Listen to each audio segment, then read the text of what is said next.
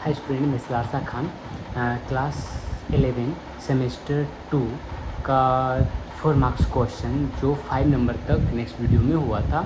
आज मैं part 3 videos में क्वेश्चन नंबर 6 है। तो क्या है, भौगोलिक अन्वेषण के परिणाम को बताएं। तो आंसर होगा भौगोलिक अन्वेषण के परिणाम स्वरूप अनेक सामाजिक, सांस्कृतिक और आर्थिक परिवेश परिवर्तन हुए। सबसे महत्वपूर्ण परिणाम था उपनिवेशवाद का उदय, जिसने स्थानीय समुदायों पर गहरा प्रभाव डाला। नई भूमि और संसाधनों की खोज ने यूरोपीय अर्थव्यवस्थाओं को सशक्त बनाया और वैश्विक व्यापार को बढ़ावा दिया। अन्वेषण से सांस्कृतिक आदान प्रदान हुए, लेकिन इससे नई बीमारियां भी फैली जिन्होंने स्थानीय जनसंख्या को प्रभावित किया। इसके अलावा अन्वेषण ने धर्म, भाषा और परंपराओं का प्रसार किया। कुल मिलाकर भौगोलिक अन्वेषण ने विश्व को एक वैश्विक समाज में बदलने में महत्वपूर्ण भूमिका निभाई। 7 नंबर क्वेश्चन है, भौगोलिक अन्वेषण का विश्व पर क्या प्रभाव पड़ा। तो इसका आंसर ये है कि भौगोलिक अन्वेषण का विश्व पर बहुत गहरा प्रभाव पड़ा। इसने दूरस्थ क्षेत्रों को आपस में जोड़ा और देशों के बीच सांस्कृतिक आदान प्रदान को बढ़ावा दिया। यूरोपीय देशों ने अन्य महाद्वीपों में उपनिवेश स्थापित किया, जिससे उनका आर्थिक और राजनीतिक प्रभुत्व बढ़ा। अन्वेषण ने वैश्विक व्यापार का विकास किया और नए संसाधनों की उपलब्धता सुनिश्चित की। हालांकि इससे कोई नकारात्मक प्रभाव भी हुए, जैसे स्थानीय जनसंख्या का विनाश, प्राकृतिक संसाधनों का अत्यधिक शोषण और कई बार सांस्कृतिक और धार्मिक संघर्ष भी उत्पन्न हुए।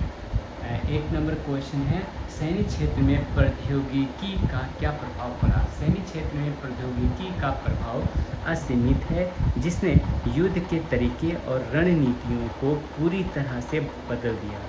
बारूद के आविष्कार ने युद्ध में बंदूकों और तोपों का उपयोग शुरू किया। आधुनिक युग में टैंक, विमान, पनडुब्बी और मिसाइल जैसे तकनीक ने सैन्य बलों को अधिक सशक्त बनाया। साइबर और ड्रोन तकनीक के युद्ध को डिजिटल रूप में परिवर्तित किया। संचार और नेविगेशन तकनीक के सैन्य बलों की संचालन क्षमता को बढ़ाया। कुल मिलाकर प्रौद्योगिकी ने युद्ध को अधिक संगठित और घातक बना दिया, जिससे आधुनिक युद्ध नीति में बड़े बदलाव हुए हैं। 9 नंबर क्वेश्चन है, मध्य युग में चीन में जहाज निर्माण के क्षेत्र में क्या प्रगति हुई। मध्य युग में चीन ने जहाज निर्माण में उल्लेखनीय प्रगति की। चीन ने बड़े जहाज, जिन्हें जंग कहा जाता था, का निर्माण शुरू किया, जो कई डेक और वाटर टाइट कंपार्टमेंट से बने होते थे। ये जहाज न केवल मजबूत और टिकाऊ थे, बल्कि इनमें लंबी यात्राओं के लिए पर्याप्त स्थान भी होता था। चीन ने कंपास और उन्नत नेविगेशन तकनीक का भी आविष्कार किया, जिसने उन्हें समुद्री अभियानों में अग्रणी बनाया। चीन के जहाज़ों की उन्नत डिज़ाइन ने उन्हें व्यापार और सामरिक उद्देश्यों के लिए मजबूत बनाया।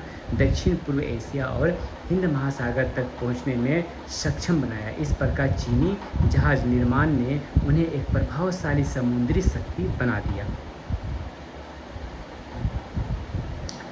10 नंबर क्वेश्चन है, आधुनिक युग में यूरोप में जहाज निर्माण के क्षेत्र में क्या प्रगति हुई है। आधुनिक युग में यूरोप में जहाज निर्माण में बड़ी प्रगति हुई। पहले जहां लकड़ी के जहाज बनाए जाते थे, वहीं भाप इंजनों और धातु के ढांचे का उपयोग करके बड़े और मजबूत जहाज़ों का निर्माण होने लगा। इस्पात के प्रयोग से जहाज़ों को अधिक टिकाऊ और तेज़ी से चलने वाला बनाया गया। नेविगेशन के क्षेत्र में कंपास और उन्नत समुद्री मानचित्रों के विकास ने यूरोप को लंबी दूरी की समुद्री यात्राओं के लिए सक्षम बनाया। यह तकनीकी प्रगति न केवल व्यापारिक उद्देश्यों के लिए, बल्कि साम्राज्य